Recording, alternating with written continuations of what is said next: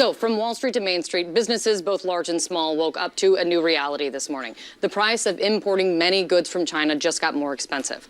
What does that and this stalemate we're looking at between Trump and the Chinese premier mean for them? Well, let me read you one headline that grabbed our attention. In the Washington Post, I employ hundreds of American workers. I'd hire more if not for Trump's tariffs. Joining me right now is the man who wrote that, Arnold Kamler. He's the CEO of the New Jersey-based Kent International. It's one of the largest makers of bicycles in the country. Thank you so much for being here. I really appreciate it. Thank you. So your family, you've been in this business. Your family has been in this business since 1907 is what you wrote, That's right? Correct. And you also wrote that your company is facing the greatest challenge, as great a challenge as you have ever faced in all of that time with Trump's tariffs, this trade war. Why is that?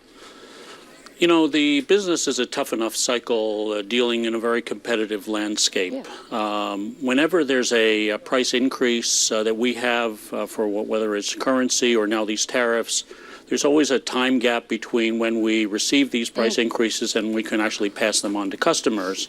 And that means a pretty big hit for us. The other thing that happened last year was as people were rushing to get goods in before the tariffs, everyone did it, including our competitors, and ocean freight rates skyrocketed, and so we've paid about So even the threats, the whiplash in threats and policy, that has even cost you. Well, I mean, a small company like us costs us more than $1.5 million in additional freight costs.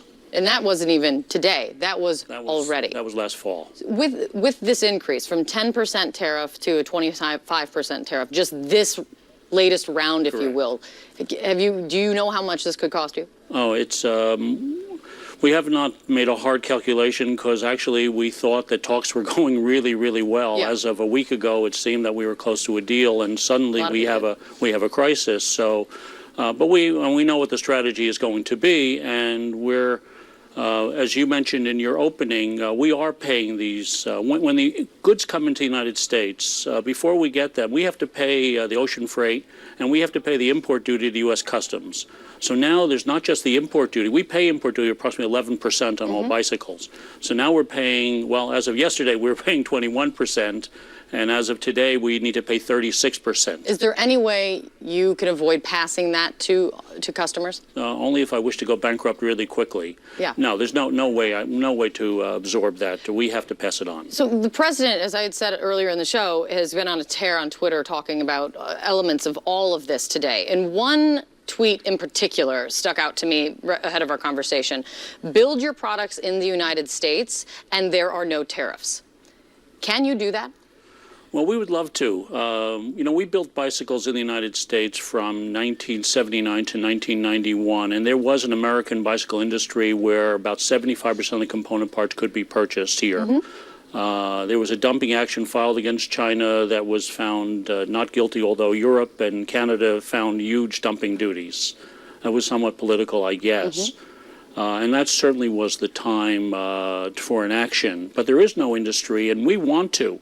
We have even met with certain branches of the U.S. government and asked for like a temporary relief from import duties where we could then start to make all these parts by ourselves.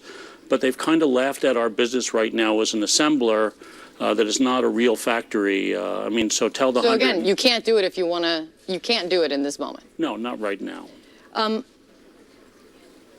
You agree that China is a problem, though, right?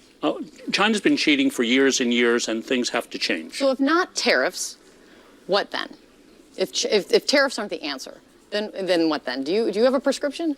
Well, I'm not a politician. I don't have a prescription, but... Well, actually, that raises an important thing. You're not a politician. But this country is so divided right now. Everyone sees every criticism through a political lens. Is this politics for you? It's not politics for me. No, this is the jobs of 200 Kent employees, and bicycles are very price sensitive. If our prices will need to go up, they already went up about 8% last year. They probably have to go up about another 8 to 12% if this thing goes through. And when bicycle prices go up, sales go down. And so I will try my very best if this thing does stick, not to have any layoffs, but I can't make any promises like that. Well, that's a terrifying proposition, and that must be really tough for you and all of your It's very employees. difficult. We're a family business, and we treat our workers like family. You had written that already what has been going on felt like a punch in the gut to you. You woke up this morning to see that these tariffs are setting in, and what did it feel like then? Well, I woke up earlier, about 2 o'clock in the morning. I woke up and checked, and I saw it. I was really shocked. I really thought a deal would be worked out, but hey, we've got to figure it out. What's your message if the president would listen? Is listening? What would your message be to him today? Slow it down. You know, he said that there's no rush. Well, why impose the higher tariff? Continue to have the discussions. China needs to make a deal. We need to make a deal. This isn't good for the United States. It's not good for China.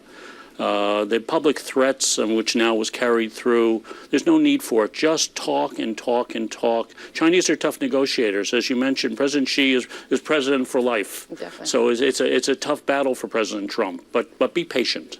Arnold, it's really important to hear your perspective and your honest and candid take on this and what it means for you as a business and for your employees. And I really appreciate you coming on. Well, thank you very much for inviting me. Thank you so much. Okay. We'll continue this discussion because great. I fear that this is not going to conclude anytime soon. Well, I hope it does. Thank you so much. I really appreciate Bye it. now. All right, coming up.